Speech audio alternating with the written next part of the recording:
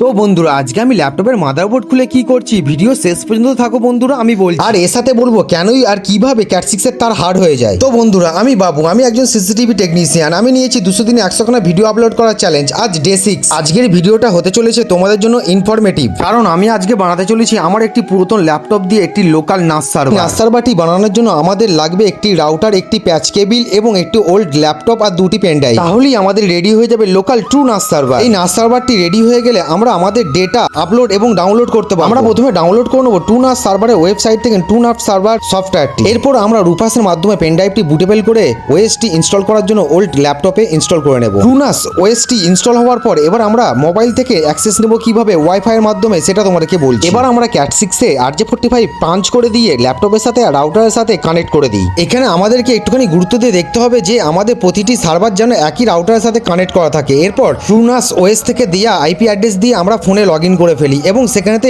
ID এবং password দিয়ে log in হয়ে যায় টুনাস সার্ভারের মেন ড্যাশবোর্ডে। সেখানে একটুখানি কনফিগারেশন করার পর আমরা ড্রাইভ বানিয়ে ফেলি এবং ড্রাইভের ফুল অ্যাক্সেস নিয়ে আপলোড এবং ডাউনলোড করতে শুরু করে দিই। বন্ধুরা তোমরা যদি এরকম লোকাল হোম সার্ভার বানাতে চাও তাহলে আমাকে কমেন্ট করো, আমি এর একটি ফুল সেটআপ নিয়ে আসবো। এবার তোমাদের সাথে দেখা হবে আমার ডে 7 ভিডিওতে। ততক্ষণ ভিডিওটি ভালো লেগে থাকলে আমাকে লাইক করে সাবস্ক্রাইব করে নিও। ধন্যবাদ।